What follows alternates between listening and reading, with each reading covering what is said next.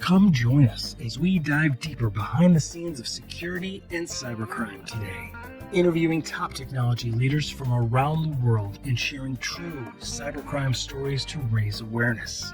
From the creators of Vigilance, the newest global technology newsletter, translating cyber news into business language we all understand. So please help us keep this going by subscribing for free to our YouTube channel and downloading our podcast episodes on Apple and Spotify so we can continue to bring you more of what matters. This is Cybercrime Junkies, and now the show.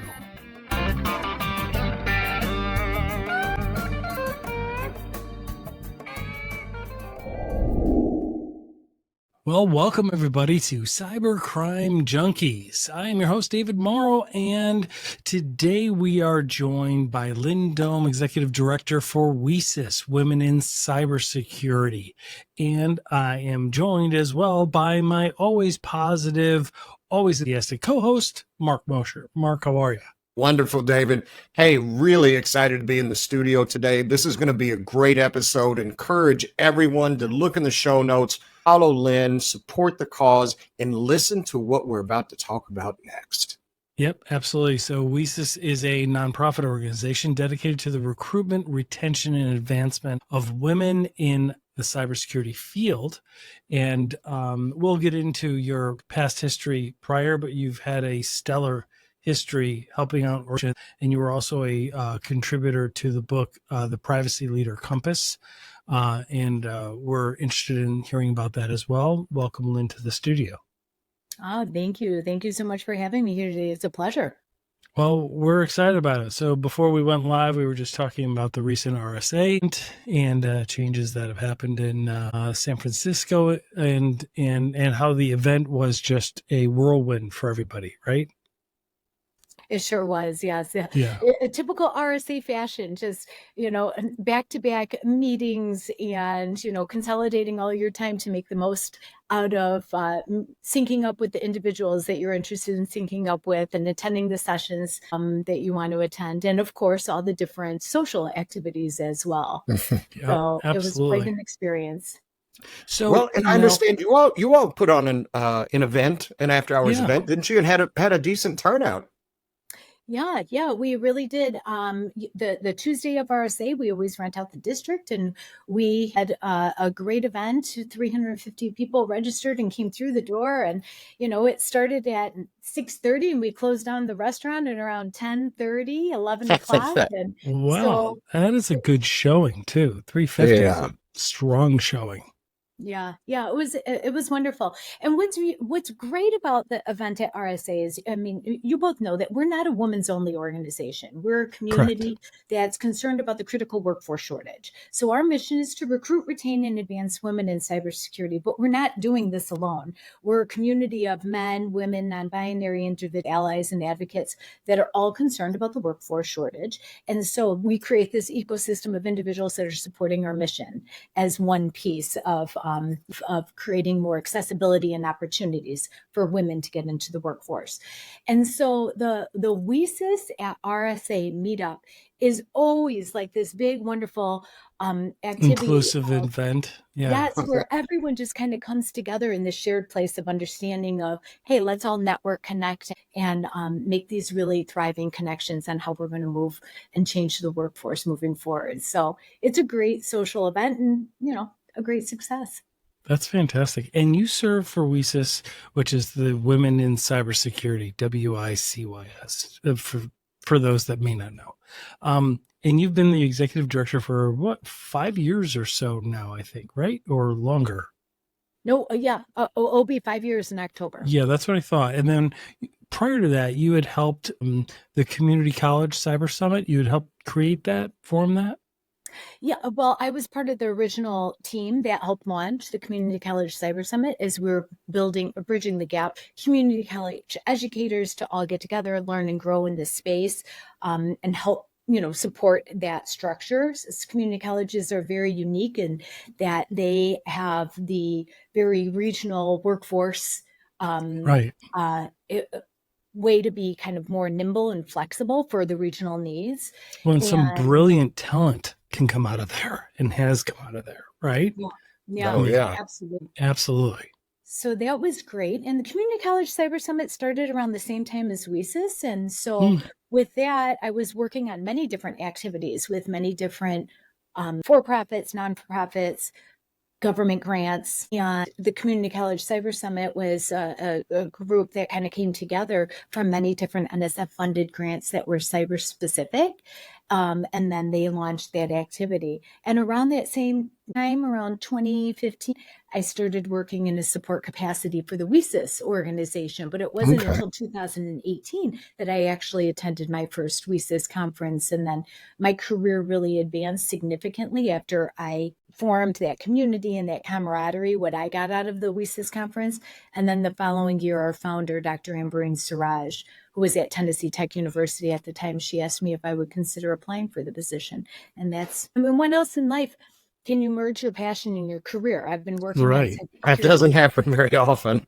Right. Exactly. And when someone believes in you before you even really realize how you could believe in yourself, you realize what an incredible amount of opportunity that lies ahead for you to really help drive that change that's needed for so many. So it's been a whirlwind of 4.5 years. I can't believe it's coming up on 5 years, but we've been making a lot of progress and impacting a lot of lives.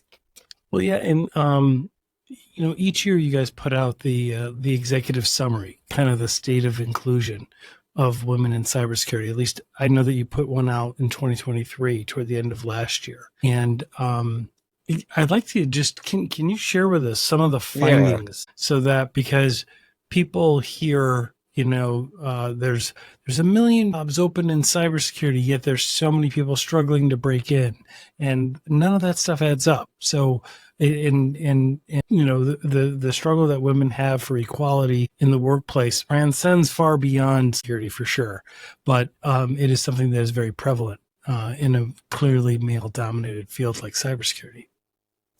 Yes. And so we know that there's always been a lot of studies and research on what is the percentage of women in the cyber workforce. And we've leaned in on ISC2 studies that women represent roughly 20 to 24% of the workforce. Now, when we started in 2014, we were at 11%. So the needle has so it's doubled. Oh, wow. Yeah. So it's doubled. That's great. Yeah, I mean, that was, through the effort of everyone involved, not just the WiCyS organization. Many nonprofits are working out there to drive to increase that percentage of women in the workforce. So we're really happy with that. But for us, we know that the lack of diversity is a symptom of the lack of inclusion. And since our mission is to recruit, retain, and advance women in cybersecurity, we wanted to peel back the layers and say, what is the state of women? We know we could recruit all we want, but can we retain, and what does advancement truly look like for women in the cybersecurity workforce? So we started exploring this question in 2022, and in 2023 we piloted a study and then we put out an executive summary, and we had some really interesting findings. But at the end of 2023 we did a benchmark report. So we had over 1,000 participants come in, and what we did is we quantified the experiences of exclusion to identify the state of inclusion for women in cybersecurity. Yeah, I was going to ask you about that. Like, how do you measure that, right? Like, how do you measure whether an organization is inclusive enough, right? And I mean, at what point do you just kind of get rid of all the white males and just have everybody of mixed race or color be in leadership roles? But at some point it's kind of like there has to be a measurement, right? There has to be fairness. There has to be, the right person with the right skills in the right job, regardless of orientation, gender, etc. Right? So you guys went through and you had like a whole set of metrics, as I recall. Yeah.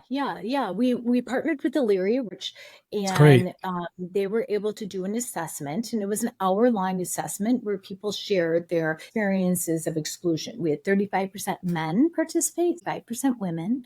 That's and great. So we, they produced the aggregate average, and it was enabled us to have this conversation of what is the state of inclusion? Because now we have data.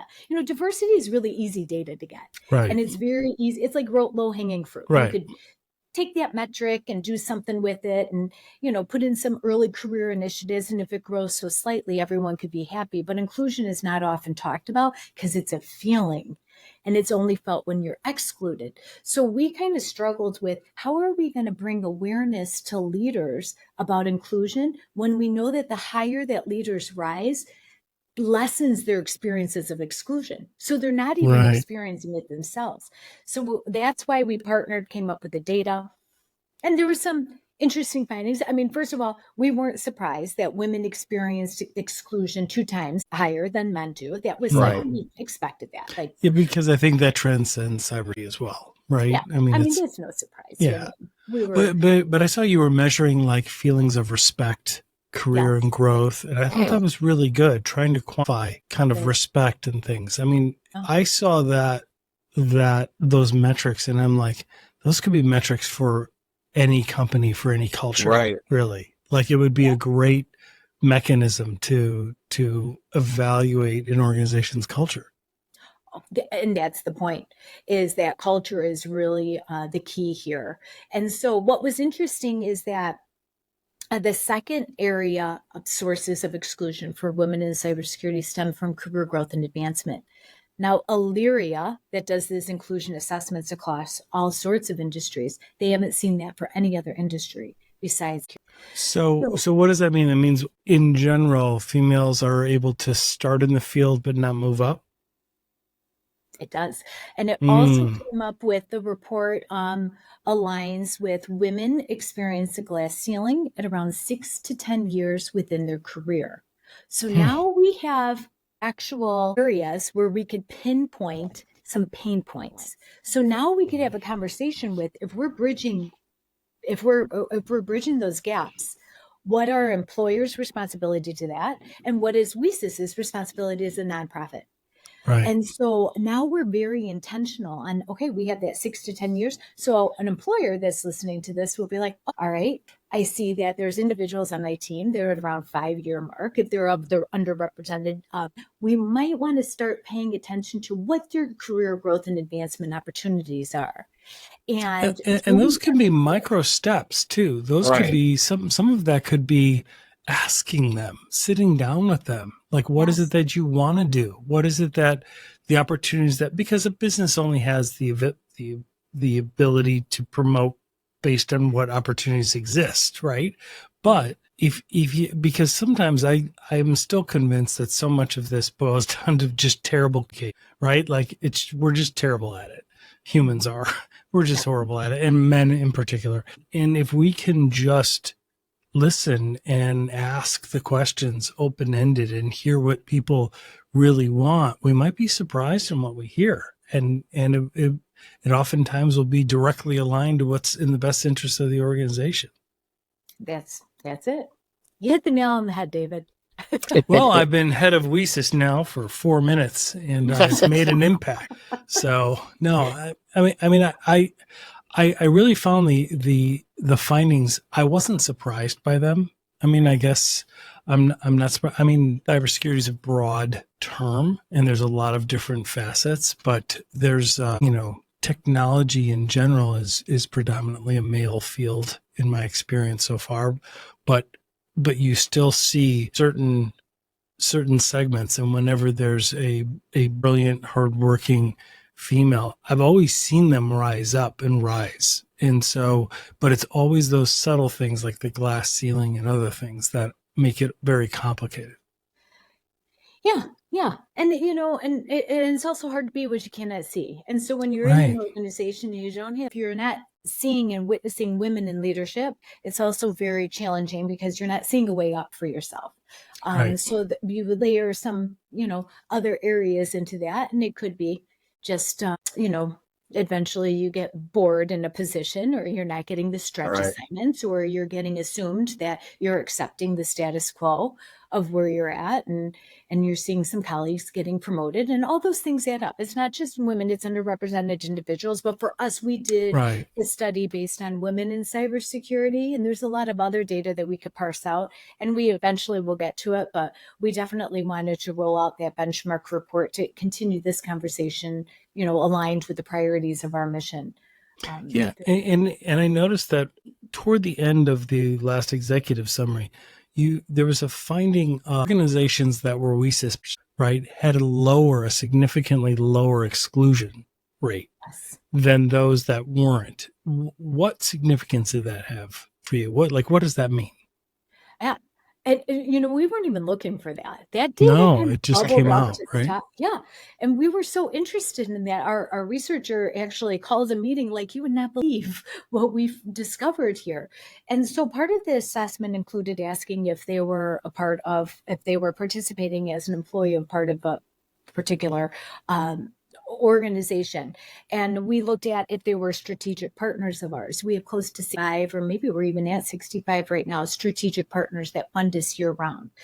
And what we came up with in the state of inclusion assessment is that if participants were employees of WiCyS strategic partners, they had 49% less experiences of exclusion and 54% higher levels of satisfaction. Wow. And so we were thinking, is it because they're a strategic partner, so they're oddly a little more inclusive? That's why they're partnering with a nonprofit organization like WiCyS, and they really have that culture infused in what they are? Or is it because of their partnership with WiCyS that they created a more inclusive state because they have more awareness? And so Illyria looked at that data even further, and what they realized is those individuals that participated in the assessment, identified as employees of WiCyS strategic partners, they had a very broad understanding of WiCyS, and they were actively a part of the community.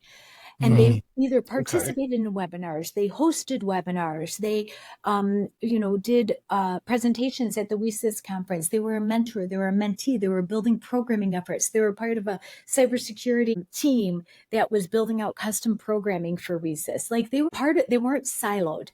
They were part of something outside of just themselves. They were making a bigger impact in some bigger way with a broader community. And so it boils down to us realizing the community effort works. Working in silos and not often having many other women on your team is very challenging. And when you bring individuals all together, you are creating an automatically more inclusive, more belonging state. And so when your employer respects that and you have that supported within your job role, then you're going to feel that. And it's all about feeling and having that kind of mission focused. So it was really great data for us to find. I mean, we weren't looking for it and it came up, and it was a big difference there. Yeah. I mean, and when I saw some of the examples, like when some of the people that had participated, they had some really odd stories of being excluded, right? And some things that were just, not very sensitive, or you can tell the people that had offended them, like clearly hadn't read the room. They weren't really paying attention. But little things too, like when decisions were being made, they were made by groups of guys over lunch when the women weren't there. And it's like, how easy is that to fix? Like, just don't make the decisions until everybody's in the room, or invite them to lunch. Like, some of the stuff it can be solved with just better collaboration, I think. Paying attention. Yeah. Yep. Yeah. Well, at the WiCyS conference. Yeah, Mark and I are like the poster child of guys that haven't in the past. So that's why we're open to this. Like, we want to learn. That was like day 2 of my therapy. We went over that. Yeah. Yes. We're like, this is things we have to learn to listen. So yeah, this is really good. Yeah, there's lots of stories that we hear all the time, and people, when they look at an inclusion assessment, these are not old stories; these are very new stories. And when we have editors and reporters that are reporting on this data, I've received so many DMs and private messages of individuals saying it was a pleasure to report on this, because in these modern times, the fact that these different scenarios are still playing out, we have to bring more awareness of.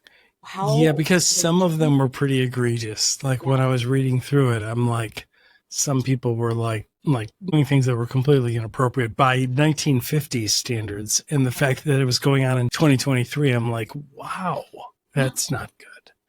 So, and as guys, Mark and I don't see that, right? Like, we don't see that. People don't do that in front of us and stuff. So, actually hearing about it is really good, because that makes us more aware.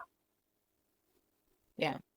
What about with the use of AI? And maybe this is a different kind of question. And I asked this because I read an You always have article. to weave AI into everything. I know. But I thought it was really unique, right? It was an article that it was written from human resource perspective, that AI is now being used for initial interviews. Like AI is conducting the interview and will lead the conversation and measure them, not just based on their skill set when it comes to like cyber. Do you have this cert? Do you know how to, subset IP address, things like that. But they have to look into the camera the whole time. It reads like their facial movements, the changes in their pupil, and all this stuff. And then it gives the recommendation on whether or not they should be hired.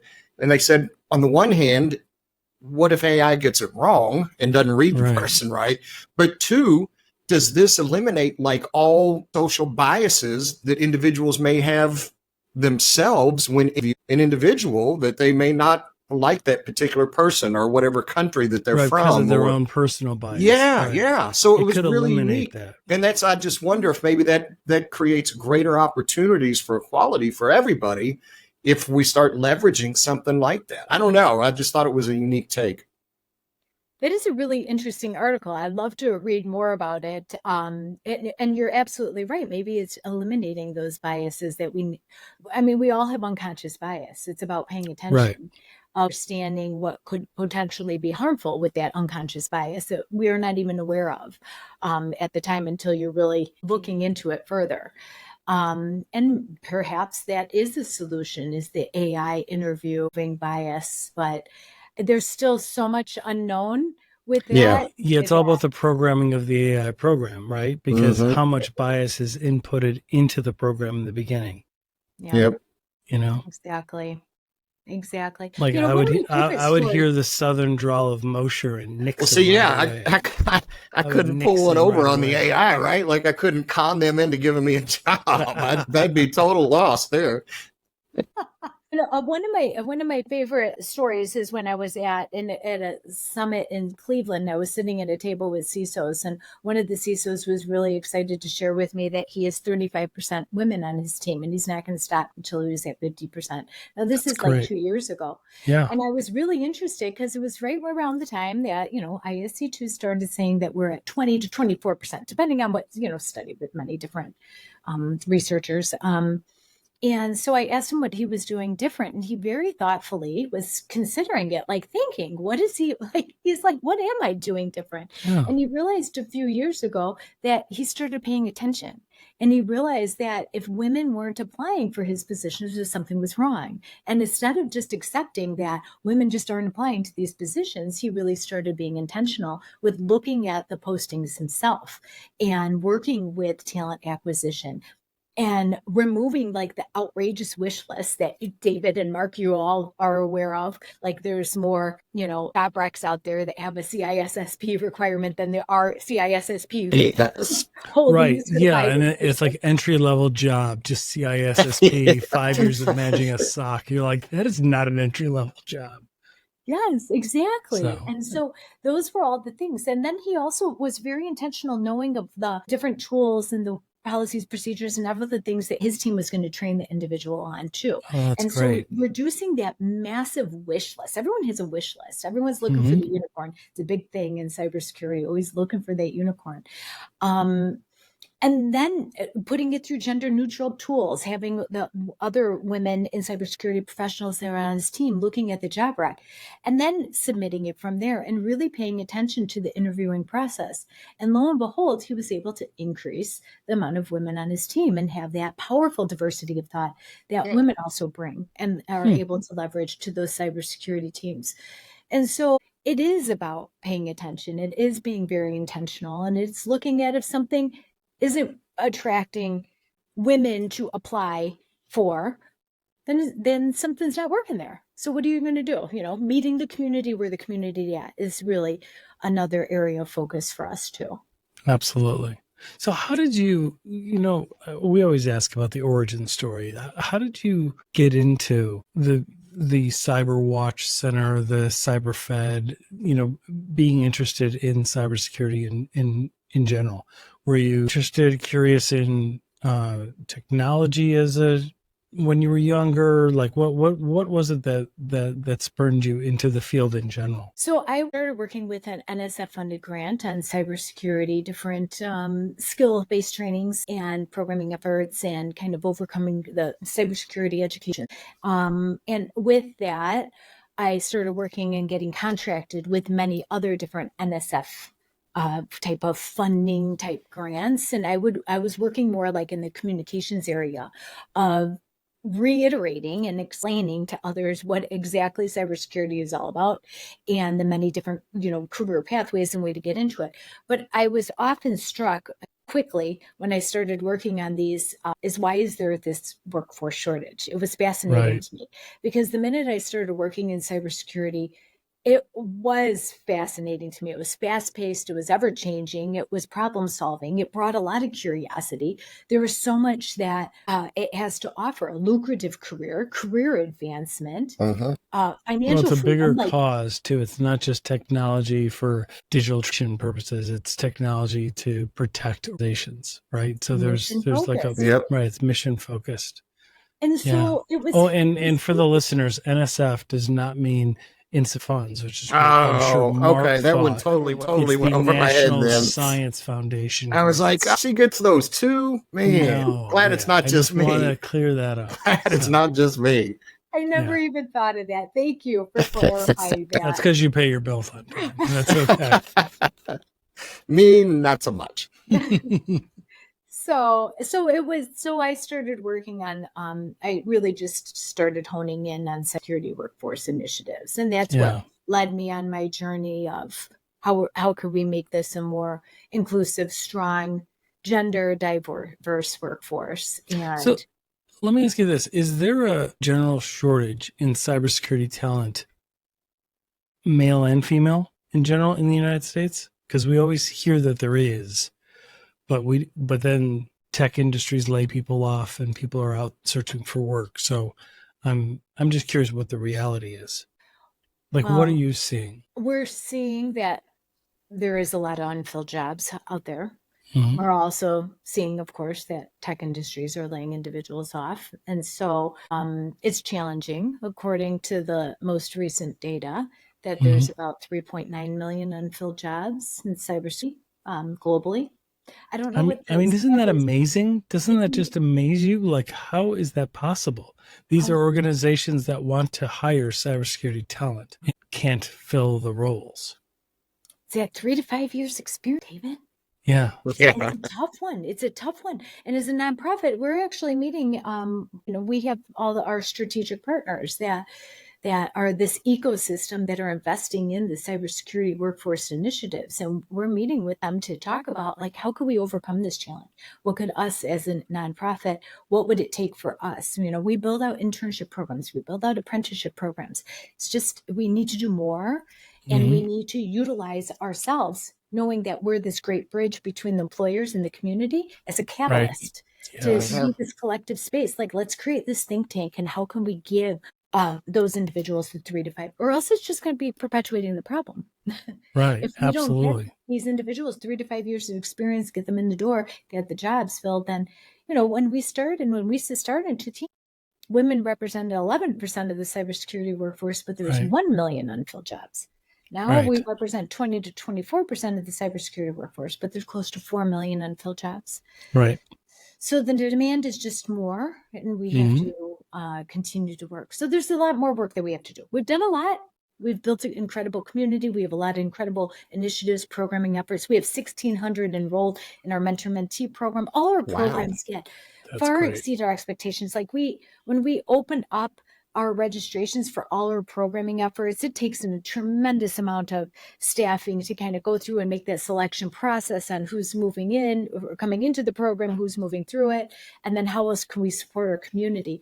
And so there's a lot more work that we need to be doing in that space, and building out the programming efforts and looking at what is that 3 to 5 years experience and why are we still here? Why are we still having those conversations? Is a big conversation we're still having. Yeah. Well, we thank you guys for all that you're doing. Oh, absolutely. Let me ask you about this. The book, The Privacy Leader Compass. Share with us about the experience of helping that, and what's the mission of the book, the message of the book.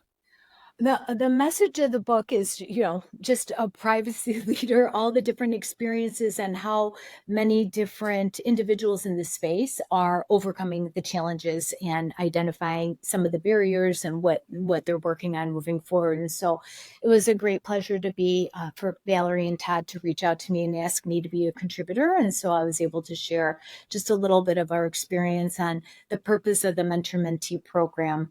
And, for the sake of the listeners, when WiCyS built out our mentor-mentee program, we looked at our programming efforts that weren't working. We thought we're going to match mentors with mentees, and they were going to develop a relationship, and people are going to advance in their careers because of it. And what we realized is that there's a lot more involved in the relationship building and really identifying the pain points for individuals for overcoming career advancement challenges. And so we started doing some research, and we realized that individuals that have a mentor are 5 times more likely to have a promotion. But what was really interesting to us is that individuals that are mentors are 6 times more likely to Really? Yes. That's and so interesting. We kind of flipped the script. Yeah. Looked at the narrative of what we need is more mentors. Mentoring is a leadership skill set. It takes a tremendous amount of knowledge and effort to navigate through those really crucial conversations. And so we built out a curriculum designed to mentor the mentor, so then we could set them up in a mentoring cohort group. So now they have a community, and then everyone could go into this shared place of understanding to learn and grow together. And that mentor can facilitate that conversation. And that's been working out extremely, well for our mentors, for our mentees. We have so many male allies that are in the mentoring program, and they even share with us a year later that they would never be able to be a part of some of the more difficult and uncomfortable conversations that they're a part of now if they themselves didn't go through the programming effort. So there's, it was an opportunity for us to build up this need that we so strongly have for mentors. No, that's great. That's really good. Well, the importance of mentorship, I think those findings are fantastic because it not only bolsters the career of the mentors, of the mentees, which one would think, right? That's kind of logical, but of the mentors themselves, and building that cohort and that community around the mentors, because nobody really teaches you how to be a mentor, right? Right. We just assume it. Right. We assumed if someone signed up to be a mentor, they know how to mentor. Right. Until you're in the mentoring fear yourself, and you're like, oh gosh, how am I going to start this conversation? So you see that across all lines at organizations. Somebody does really well on a job, they promote them, and then all of a sudden they're in charge of a team, and it's like, wait, they were good at the job. They're not necessarily good at coaching others to be good at the job. Right. You need to train them, right? And so that's one of the main challenges that we see across all sectors. Yeah, it is. And that was, by identifying that challenge and looking at what's worked, what hasn't worked, what have been successful programming efforts, we were able to build out the set of resources to kind of overcome that uncomfortable state of growth within your professional development. So that's fantastic. Yeah. Well, we'll have a link to the book, The Privacy Leader Compass, and we'll also have a link to the executive summary. And a link to your contact info as well as WiCyS. That's fantastic. So you just came back from RSA. What's on the horizon for you guys next? I'm sure you have some things set up or planned, or are you just still unpacking from RSA? Decompressing from RSA. Let's figure out what we're going to do next. We have a lot. I was just curious. We have a lot going on. We have our Target Cyber Defense Challenge that opened up. The registration opened up for that today. So that's very exciting. And that came from Target's cybersecurity team just being interested in a programming effort for the WiCyS organization. So they develop it. That's great. They develop the whole program, the scenario, the whole team comes together. So it's really a creative, it's just a wonderful space for the target team to be working on together. And then they mentor our WiCyS members through the program, and it's Oh tiered. yeah, and they have had, historically, they have such a strong cybersecurity stance. Like Target has always done very, very well. And I know there was the big Target breach, and it's always cited in cybersecurity awareness trainings, but let's not forget it wasn't Target, it was the HVAC vendor, right? That kind of brought that. But it's a good lesson to think about vendor risk, right? Because so many organizations really struggle with that. Right. I mean, hey, we're still trying to get people to always use MFA, let alone worry about what their vendors are doing, right? So when we think about the maturity level of cybersecurity here in the United States, there's a lot of work to be done. A lot of work to be done. Yeah. So that's another thing we're also working on is the student chapter pilot program. We're piloting a program. Oh, so fantastic. as we're building up, we have 270 student chapters right now. And so we're building a program. Are they located in higher ed, in universities, at community colleges, or just independently? How are they structured?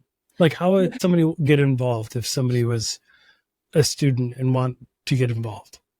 They could just form one. They could reach out to WiCyS, and if they were a high school student, a technical institution, a community college, university, they would be able to go through the applications and to be able to launch their own student chapter. And so as a nonprofit, we're able to fund that student chapter. What we want to do is build all that awareness throughout not only their college or institution, but we want them to also bring security awareness to so many on the campus. And so that's great. Student chapter presidents receive a WiCyS conference scholarship. So they come to our own conference so that they can learn and grow and bring that back to their institution or their high school and continue to grow that community. And again, it boils down to it's hard to be what you cannot see. And so we want individuals at the high school, and the college and university level to be able to have that community, create an inclusive space for others to get into cybersecurity. So the student chapter, I think that's fantastic. Yeah, I mean, that great. is just fantastic. I mean, that is just when students are, students are struggling financially, right? And whenever they get any little bit of help, you earn a customer or a loyalty fan for life, right? Like when I was in college, I got some assistance through United Way. And now throughout my adult life, I've been helping the United Way. Like, it's just one of those things. I'm like, man, when I had nothing, right, and I was able to get a little bit of help, like, you never forget that. That's a wonderful, wonderful approach. That's great. Yeah. So that's our pilot program is working on our Cybersecurity Awareness Month toolkit, and then educating on how we're going to mobilize our student chapters to go down to high schools to not only educate on cybersecurity awareness, the basics like the multi-factor authentication and I love those toolkits. That's cool. I loved your toolkit last year. We did for Cybersecurity Awareness Month last year, Mark. Remember that? We did an episode. We gathered up our past episodes and then new episodes, and we launched an episode a day just to really raise awareness during that month. And it's just, and we gathered up reaches all the toolkits. CISA has a toolkit, like the vendors do, Know4 and Wiser, and they all have the toolkits. But those toolkits are just chock full of great resources to help raise awareness in an organization, right? I think that's, and the WiCyS toolkit was fantastic. So I think that's excellent. Thank you. That's great. Yeah. So we're looking at how are we going to revamp that and make it better. It was the first year we've done it like that. And so we're looking at how can we make that a little stronger. And then our Mentor Mentee program, we're also working on that. And then our biggest security training scholarship program. That's one of our most signature programs. Security training scholarship. And so those applications will be opening up in July. So there's a lot of work that needs to be done right now. And with that also includes going out and bringing the employers together for funding a lot of that work. Right. And so that's part of where we're at with our programming efforts. No, that's fantastic. Well, we wish you guys the very best. And We will have links in the show notes, and we encourage everybody to not only be included, but to listen more. And I'm still convinced the more and more I speak with national leaders like you and global security leaders, like so much of it is subtle, right? So much of it is just, some of these large data breaches occur when somebody's just distracted, and they do. It's the fundamentals, like where they're beating us on the fundamentals. And if we could just take time and just be more aware of our surroundings, we'll not only be more inclusive, but we'll be able to reduce the number of breaches. And that's really where it's got to happen. So, well, thank you so much for your time. Yes, we really appreciate all the work that you're doing. You guys are doing great. And any way we can help support you, we absolutely will. Well, we appreciate you elevating the voices of so many within our WiCyS community just by bringing awareness to the organization through your podcast. So it's a great pleasure to have this conversation with you both. And thanks so much for having me. No, absolutely. And maybe Mark can, at your barber college, Mark, maybe you can start a local student chapter. I think that's a wonderful idea. Barbers have to worry about cybersecurity too. That's they exactly take cash, right. They take credit cards, they're PCI compliant. That's exactly right. Now I've just alienated all the barbers, so it's okay. We just lost a whole segment of our listeners. I just lost a whole segment of our listeners. They were 42% of our listeners, by the way. So I'm just teasing. Well, thank you so much. Thanks, Lynn. We really appreciate it. Yeah,